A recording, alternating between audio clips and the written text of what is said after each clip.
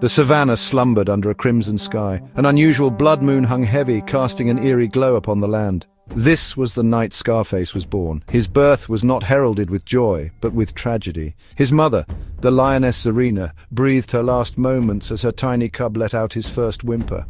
The pride looked upon the cub with fear.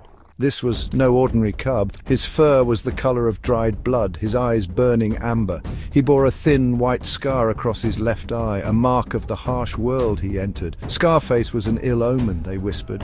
Without a mother, Scarface was an outcast. He was driven away from the food, left to fend for himself. But the young cub was a survivor. He learned to hunt, to fight, to live. Exiled from his pride, Scarface wandered the savannah. He was alone, but he was free. The wilderness was his teacher, and it was a harsh but fair instructor. He learned to stalk prey in the long grass. He learned to fight off rivals twice his size. He became a formidable hunter, his scar a badge of honor. He bore the mark of survival. Other outcast lions, drawn to his strength, joined him. They were lions and lionesses who had also tasted the bitterness of rejection. They formed a bond, a brotherhood of the scarred and the strong. They became known as the Red Fang Pact, feared for their ferocity and loyalty to their scarred leader. Scarface was no longer a scared cub. He was a force of nature.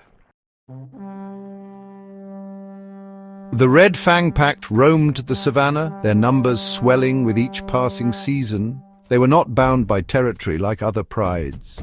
They were nomads, hunters, survivors. Their loyalty lay with Scarface and each other. Their reputation preceded them.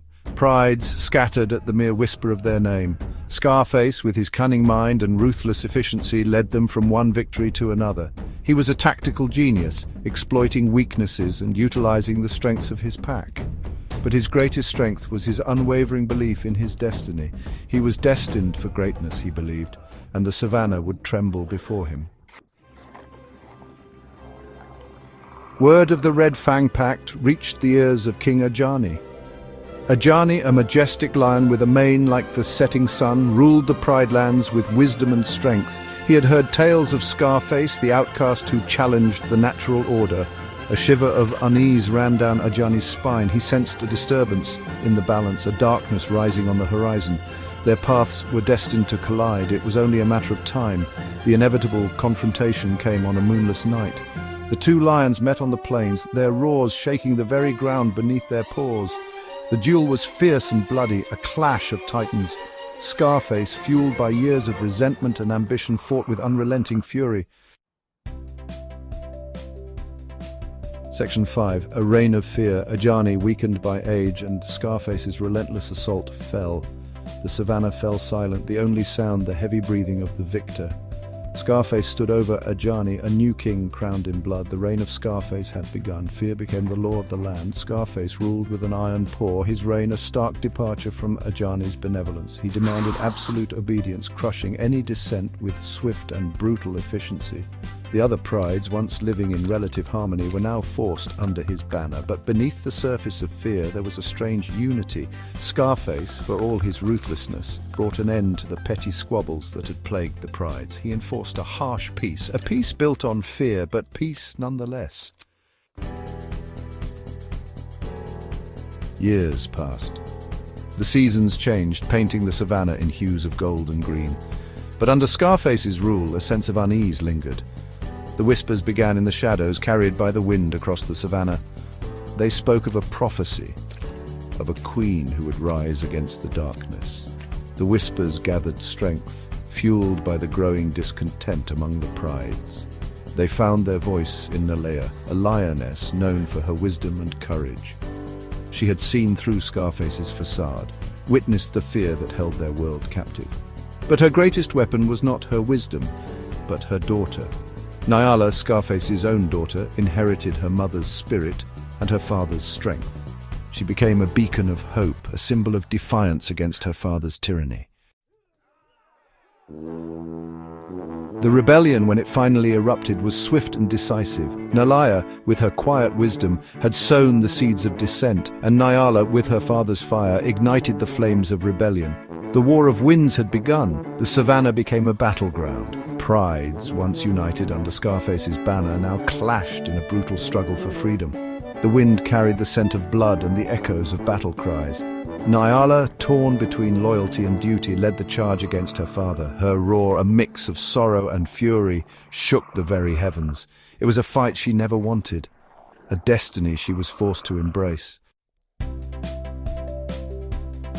The final confrontation between father and daughter was a sight to behold.